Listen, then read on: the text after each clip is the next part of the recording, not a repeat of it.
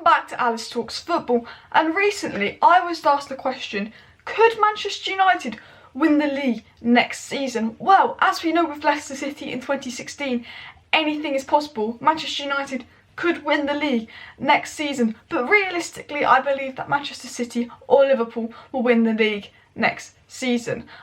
I think, with the right signings, the right coaching, a bit of luck with injury, Manchester United could win the league next season, but I do believe that Manchester United's plan for next season is to close the gap between Manchester City and Liverpool and be third, but make sure there's only a small points gap behind them rather than a large points gap behind them. But we could win the league next season, and in this video I'm going to be talking about how Manchester United could win the league next season. So the first thing about Manchester United is we're the most inexperienced squad in the league. We have the average youngest squad age in the league this season, with I think the average age being about 24 years old, which explains our inconsistency this season. We've had games where we've beat Manchester City and we've beat Tottenham, and then we've gone to Watford, who were bottom of the league at the time, and lost. We've been very inconsistent this season due to our very unexperienced squad. We have one of the least experienced managers in Gunnar Solskjaer and the least experienced team in the Premier League, meaning that they can only get better. So next season they'll come with a bit more experience and they can only get better, especially players like Dan James, who had a season to settle in. Greenwood, he's 17 at the start of the season, he'll be 18 at the start of next season. He scored 12 goals and his first season hasn't even finished, meaning he's going to score more next season, which is insane. But before I get into the video, please could you just smash that like button and then subscribe down below to Alice Talks Football if you haven't already, as it means a lot. Now, one thing we've learned about Manchester United this season is we can beat the big team. We've beat Manchester City twice, we beat Chelsea twice in the league this season, we beat Man City and Chelsea 3 times this season to be precise. The only top 6 side we have not beat this season is Liverpool. And no, I'm not counting Arsenal as a top 6 side, I'm counting Leicester instead of Arsenal as a top 6 side, because right now Leicester is a better side than Arsenal. Meaning that we've proven that we can win the big games, we can do it against the big games, and all the Premier League winners have had to beat the rivals, the second place, the third place teams, and Manchester United, we know, can beat the big teams. Ollie has an 8-1 aggregate score against Lampard this season. Manchester United's problem has actually been beating the small teams, the lower half of the table, teams that sit back deep against us, and we struggle to break them down. We've actually dropped more points to the bottom 10 teams in the league than the top 10 teams in the league because we've struggled to break them down. This is because Paul Pogba has been injured for most of the season and Bruno Fernandes did not arrive till late January, meaning that we were relying on Lingard and Pereira for service, who are not really known as creative players, meaning that Rashford and Martial had to create moments of brilliance to actually score in games. But that all changed since the arrival of Bruno Fernandes. In Manchester United's last 11 games, they won 9 of them and drawn 2. We also only conceded 2 goals and had 9 clean sheets, but we scored 29 goals, averaging over 3 goals a game across our last 11 games, which is pretty insane. Bruno Fernandes featured in 9 of those last 11 games, showing that a creative player did so much of a difference to the team.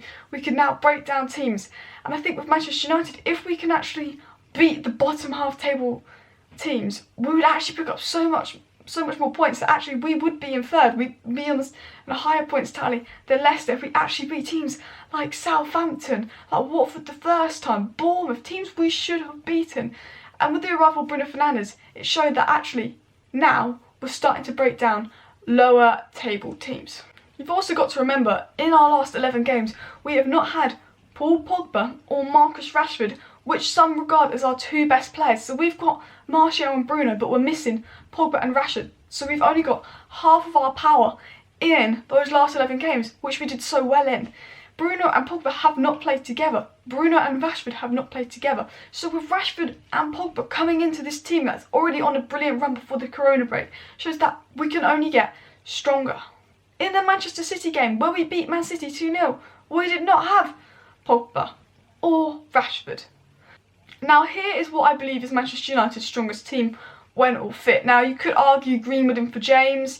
I just think James next season, I think it's going to be quite exciting. We saw how well James was at the start of the season, and I think he's had a season to settle in. I think James will be really exciting next season, but I love Greenwood as well. And you could see you could put Matic or Fred in for McTominay. I've just gone for McTominay because he's the youngest and Fred is more a box to box than a CDM. And I think McTominay fits the role sitting behind Pogba and Bruno the most.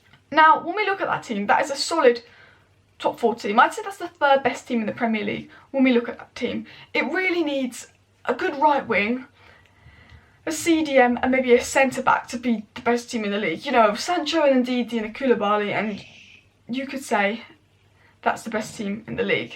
I mean, I think McTominay, Bailly and James are all good players, but I think to go to that next level we do need 2 or 3 key signings. Now, the reason we need a right wing is because James and Greenwood aren't out and out right wingers, and there are right wing options. You've also got to remember that we have 4 players to cover 3 midfield positions across three games a week in Greenwood, James, Rashford, Martial. I'm bearing in mind that I'm just going to bear in mind that Gallo doesn't stay.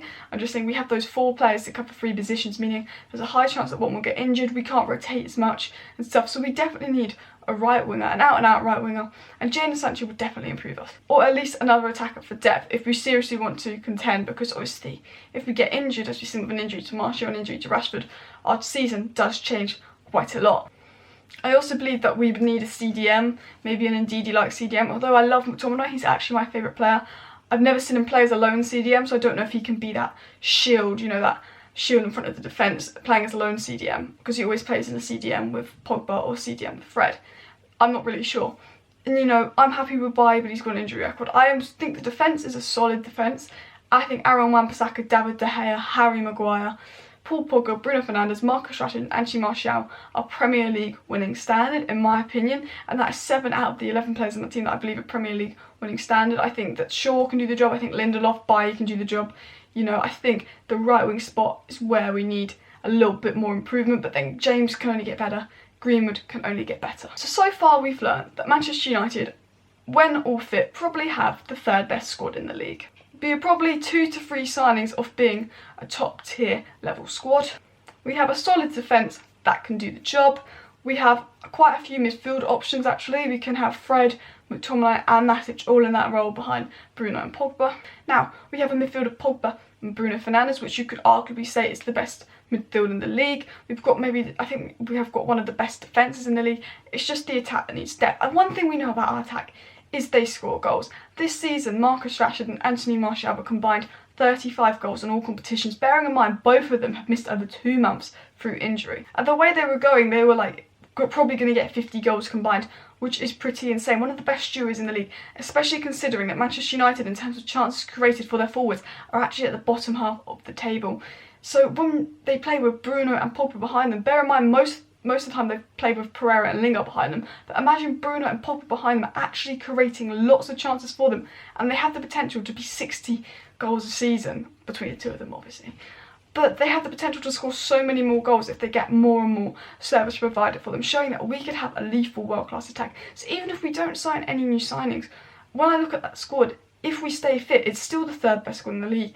The potential with Bruno and Pogba feeding Martial and Rashford could really close the gap on Liverpool and City, and we could win the league. I don't think we will, but we could. So that's my answer to the question. So my answer to this question is, could Manchester United win the league next season? Well, anything is possible. I personally believe it's more about closing the gap between us, City and Liverpool, probably becoming the 3rd place team, and then maybe the next season getting those signings to take us to the top level. I do think, you know, put a Thomas Partey and put a Jadon Sancho in, and actually, you know, I don't think we'd be far behind. We could even challenge, you know, we've got the midfield for it. I think our defence is pretty solid. We know Martial and Rashford can score goals.